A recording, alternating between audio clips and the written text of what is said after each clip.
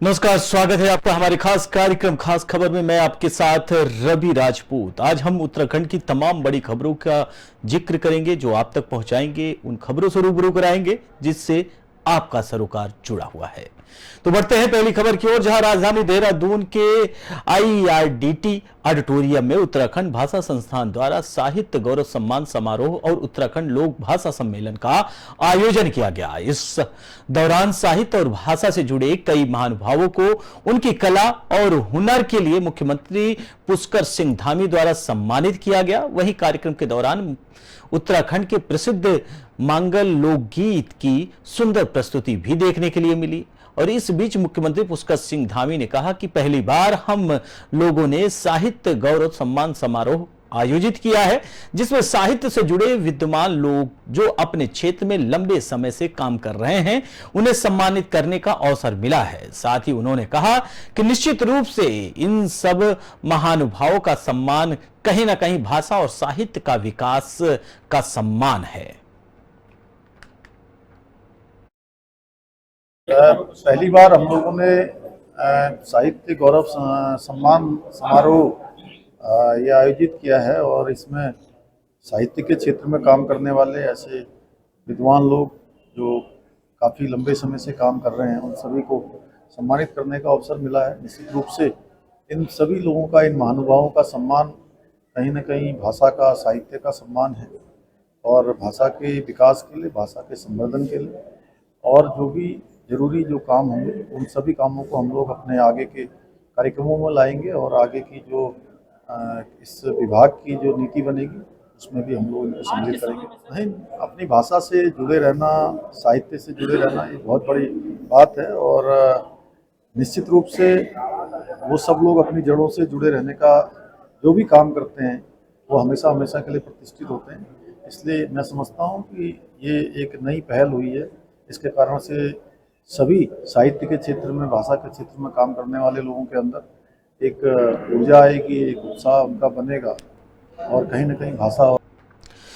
बढ़ते हैं अगली खबर की ओर। थराली में विधायक भूपाल राम टमटा के नेतृत्व में कार्यकारिणी के पदाधिकारियों और पार्टी कार्यकर्ताओं ने गांव-गांव, घर-घर, बूथ-बूथ जाकर महाजन संपर्क अभियान चलाया और केंद्र सरकार के 9 साल बेमिसाल कार्यक्रम के तहत केंद्र सरकार और प्रधानमंत्री नरेंद्र मोदी द्वारा चलाई जा रही महत्वाकांक्षी योजनाओं की जानकारी घर-घर जाकर दी है। वहीं थराली विधायक भूपाल राम टमटा ने बताया कि केंद्र सरकार ने अंतिम छोर के व्यक्ति को भी विकास की मुख्य धारा से जोड़ने के लिए कई महत्वपूर्ण योजनाएं चलाई हैं। उज्ज्वला योजना के तहत जहां गरीब परिवारों को घरेलू गैस सिलेंडर दिए, वहीं स्वच्छता मिशन के अंतर्गत शौचालय, प्रधानमंत्री आवास योजना के तहत आवास, किसान सम्मान योजना के तहत सम्मान निधि और मुद्रा योजना के तहत ऋण सुविधा देकर हर हाथ को स्वरोजगार देने के लिए केंद्र सरकार की बड़ी उपलब्धियां इसमें शामिल है। उन्होंने कहा 2024 के लोकसभा चुनाव में बीजेपी प्रधानमंत्री नरेंद्र मोदी के नेतृत्व में पूर्ण बहुमत के साथ फिर केंद्र में अपनी सरकार बनाएगी।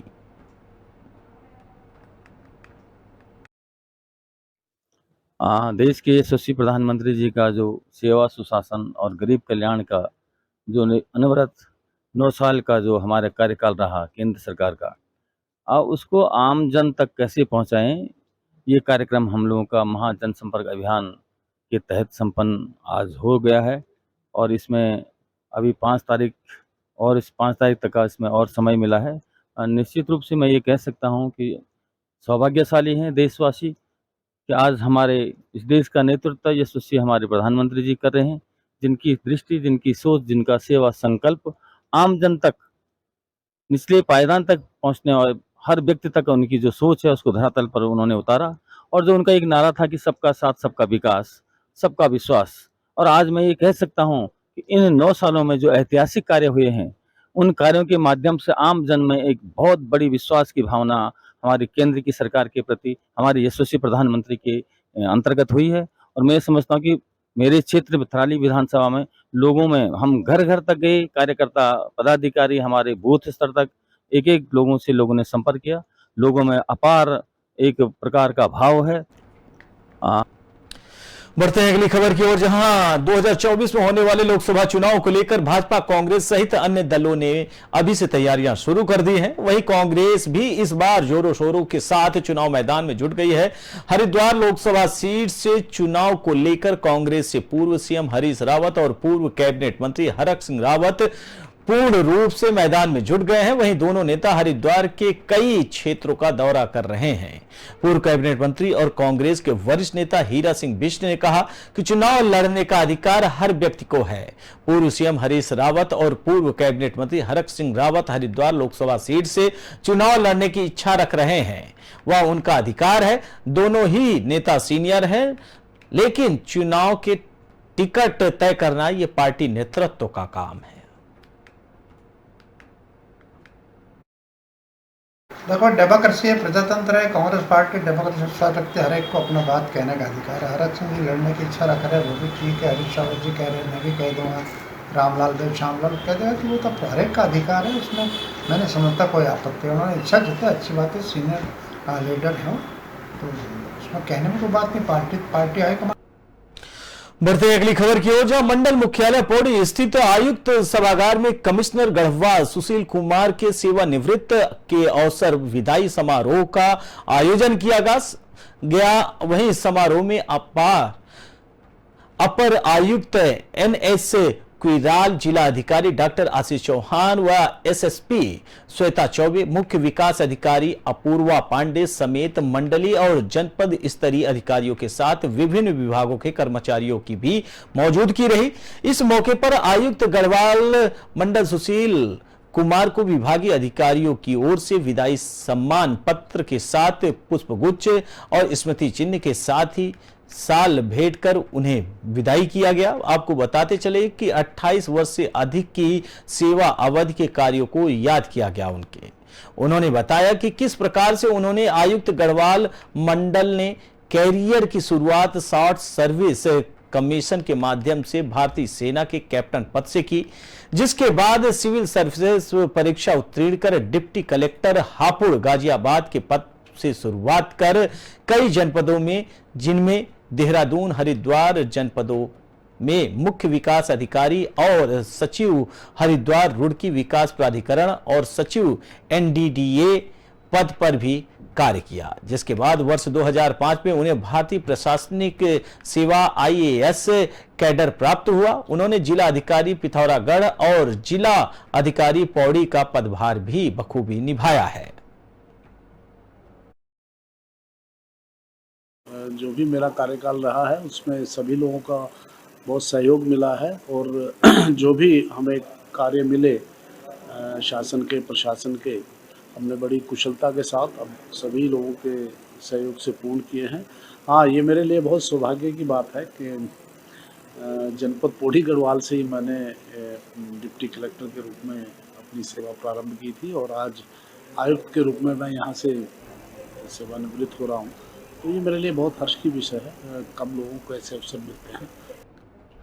बढ़ते हैं अगली खबर की ओर, जहां CCTSS यानी कि crime and criminal tracking network and system में राष्ट्रीय अपराध रिकॉर्ड ब्यूरो की मई 2023 की रैंकिंग की जा रही है, जिसमें पहाड़ी राज्यों में मासिक रैंकिंग में उत्तराखंड पुलिस को पहला और पूरे देश में तीसरा स्थान मिला है। पहाड़ी राज्यों की बात की जाए तो उत्तराखंड 97.44 अंक पाकर पहले स्थान पर, वहीं पर्वतीय राज्यों में दूसरे नंबर पर हिमाचल, और हिमाचल को कुल अंक मिले हैं 96.15%। आपको बता दें कि अरुणाचल प्रदेश तीसरे और मिजोरम चौथे स्थान और त्रिपुरा पांचवें स्थान। इसकी जानकारी ADGV मुरमेगने ने दी है। आपको बता दें कि DGP ने उत्तराखंड पुलिस को इसकी बधाई भी दी है।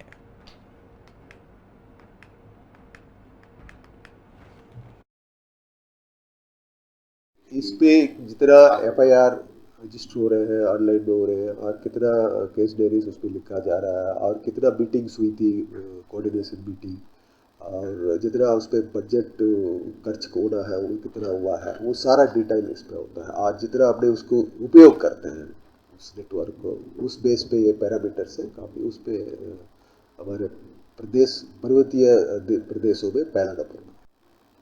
Crime criminal tracking system network है, CCTNS कहते हैं। वो हर महीने NCRB उसकी जो फंक्शनिंग है उसका रैंकिंग करते हैं।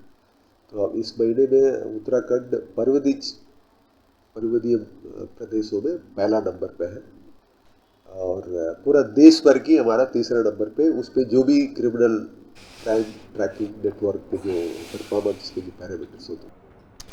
बढ़ते हैं अगली खबर की ओर, जहां उधम सिंह नगर में एक ऐसी घटना सामने आई है जिसने पुलिस की रातों रात नींद खराब कर दी है। पुलिस की लापरवाही के चलते हुए घटना युवक की जान बन गई है, क्योंकि दिन में पैसों को लेकर हुई घटना में यूपी के पूर्व चेयरमैन के द्वारा की गई मारपीट में कोई कार्रवाई नहीं की गई, जिसका फायदा उठाकर देर शाम पीड़ित युवक का अपहरण कर लिया और मसवासी ले गए, जहां युवक की जमकर पिटाई की गई। जहां मौके पर फायदा उठाकर युवक मसवासी चौकी जा पहुंचा, जिससे उसकी जान बच सकी। वहीं हालांकि मामला बढ़ता देख पुलिस ने मामूली धाराओं में मुकदमा दर्ज कर लिया है। आपको बताते चले कि 28 जून को उधम सिंह नगर के बाजपुर में पुराने लेन देन को लेकर दो पक्षों में काफी समय से विवाद चल रहा था, जिसके समाधान के लिए दोनों पक्षों के लोगों ने आपसी सहमति से बाजपुर के नगर पालिका कॉम्प्लेक्स में स्थित दुकान में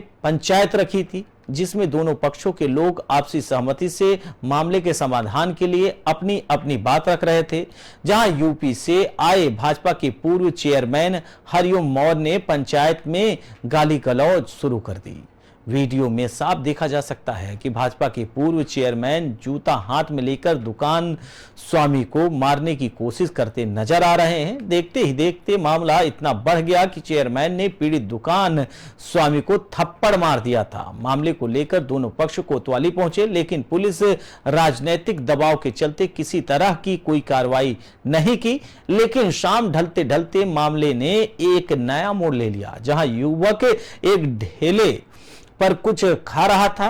तभी अचानक जैसे ही वो वहां से अपने स्कूटी पर घर की ओर चला, तभी कार ने उसकी स्कूटी में टक्कर मार दी और अचानक आधा दर्जन लोगों ने युवक को पकड़ लिया और मारपीट करते हुए जबरन अपहरण कर लेकर कार में बैठा कर लेके चले गए। वहीं ये पूरा मामला CCTV कैमरे में कैद हो गया है।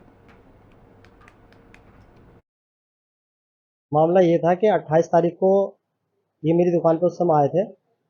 पैसे को लेन देन को कोई हमारी बात थी, उसमें वो बात हमारी हो रही थी। उस समय फिर इन्होंने यहाँ पे अभद्र भाषा में मेरा गाली वाली की काफ़ी देर पर बातचीत चलती रही। और उस समय भी हमला इन्होंने किया, लेकिन वो बीच बचाव होने के कारण वो वहाँ से तो निपट गया मामला। फिर मैंने FIR दे दी कोतवाली में 28 तारीख को ही।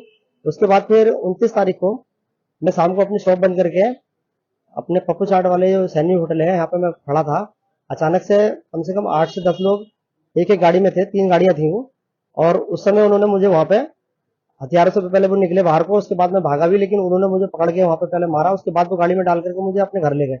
वहां पे फिर उन्होंने 15-20 मिनट वहां पे मारा बहुत बुरी तरीके से। उसके बाद मारने के बाद में मैंने मौका पा करके वहां से जैसे मैं भागा तो मैं मसवासी चौकी में पहुंच गया, लेकिन उस उपरांत बाजपुर पुलिस मौके पर पहुंची और वहां से फिर मुझे यहाँ से बाजपुर के लिए लेकर आई। मारपीट का मामला है। एक सैनी जी है यहाँ पर, उनकी दुकान है और वो किसी ये मसवासी के मौर्या के उसको वो ये बता रहे हैं कि मेरे साथ में ये दुकान में आकर के इनके मेरे द्वारा मारपीट की गई है।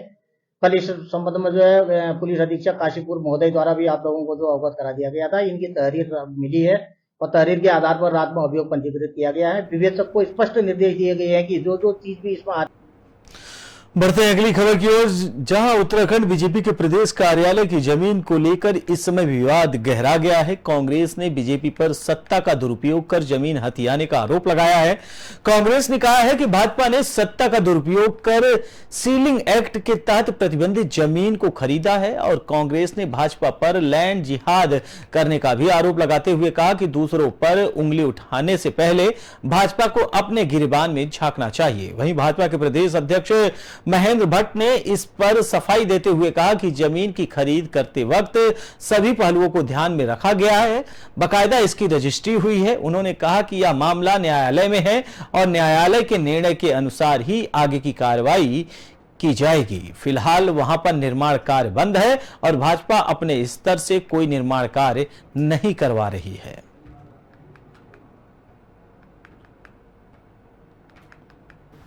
उत्तराखंड भाजपा का लैंड जिहाद का एक बड़ा मामला एक बार फिर सामने आया है।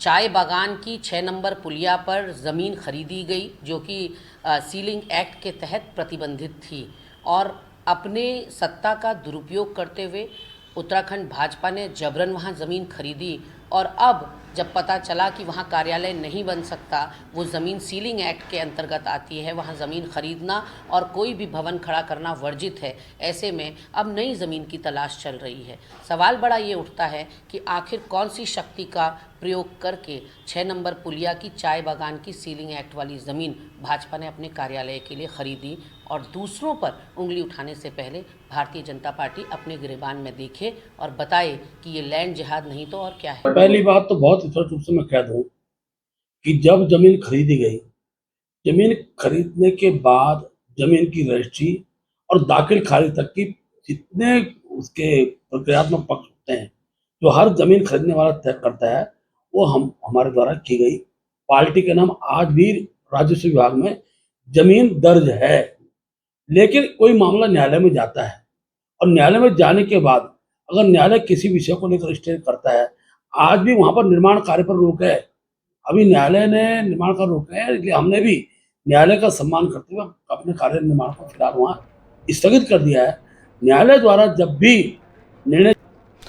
बढ़ते हैं अगली खबर की ओर, जहां उत्तराखंड के नीलकंठ महादेव में आगामी 4 जुलाई से शुरू होने वाली कांवड़ यात्रा को लेकर जिला पंचायत पौड़ी ने अपनी कमर कस ली है। कांवड़ यात्रा के जोनल मजिस्ट्रेट सुदर्शन रावत ने बताया कि हर वर्ष की भांति इस वर्ष भी कांवड़ यात्रा को भव्य बनाने के लिए जिला पंचायत में अपनी तैयारियां पूरी कर ली है।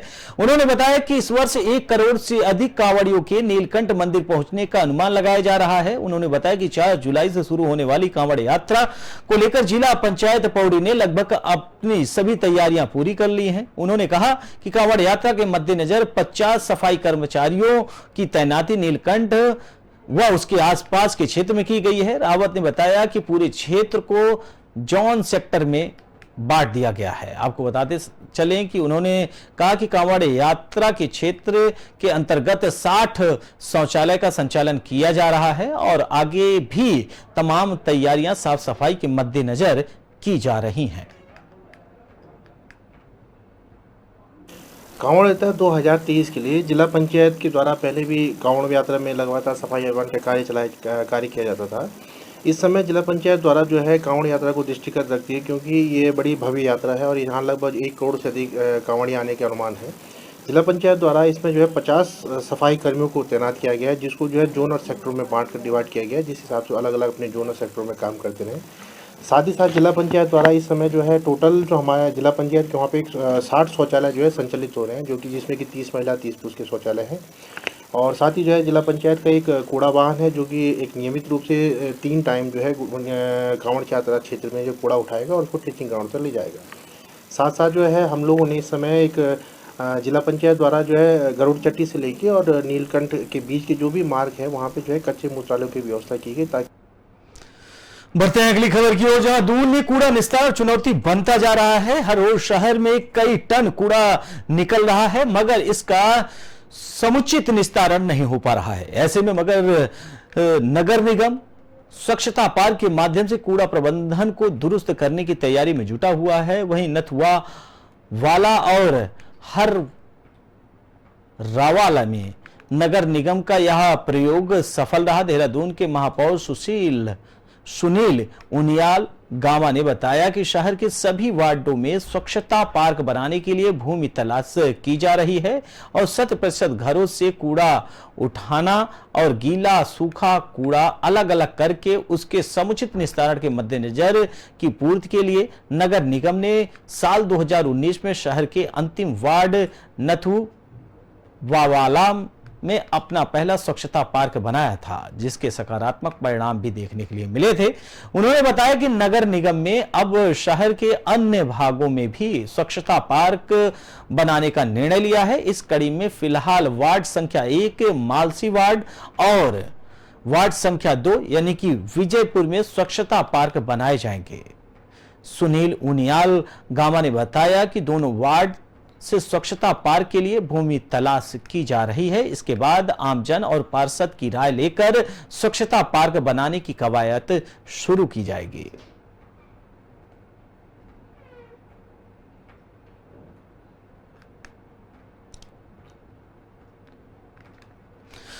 बढ़ते हैं अगली खबर की ओर, जहां बरसात शुरू होते ही प्रदेश के साथ साथ राजधानी देहरादून में भी इन दिनों साग सब्जियों के दाम आसमान छू रहे हैं। खासकर टमाटर 100 रुपए किलो के पार पहुंच चुका है और अन्य सब्जियां भी आम आदमी की कमर तोड़ रही हैं। राजधानी देहरादून की अगर बात करें तो यहां भी साग सब्जियों के दामों में काफी उछाल देखने के लिए मिल रहा है। स्थानीय लोगों का कहना है कि साग सब्जियां इतनी महंगी हो गई हैं कि खरीदना मुश्किल हो रहा है। सब्जियां खरीदने के लिए ज्यादा पैसा खर्च करना पड़ रहा है, जो कि आम आदमी के लिए बड़ा मुश्किल है। वहीं सब्जियों के बढ़े हुए दामों को लेकर व्यापारी वर्ग ने अपनी प्रतिक्रिया दी है और कहा है कि बरसात में ज्यादातर फसलें खराब हो गई हैं, जिसके चलते साग सब्जियों के दामों में काफी उछाल देखने के लिए मिल रही है। हालांकि व्यापारी वर्ग का कहना है कि आने वाले दिनों में टमाटर और सब्जियों के दाम में कमी देखने के लिए मिलेगी। पैदावार कम है, आजकल पैदावार कम हो रही है, इसलिए बढ़े हैं। अब माल तैयार होगा तो सस्ता हो जाएगा, अभी तैयार नहीं है ना, माल खेतों में सड़ रहा है, सब हो गया। हम लोग परेशान हैं, टमाटर भी नहीं मिल रहे हैं आजकल। आधा टमाटर देखो सड़ा निकल रहा है, उसमें सड़ा गला क्या। फिलहाल इस बुलेटिन में हमारे साथ इतना ही। बाकी देश दुनिया की तमाम बड़ी खबरों से जुड़ने के लिए देखते रहिए पी न्यूज। नमस्कार।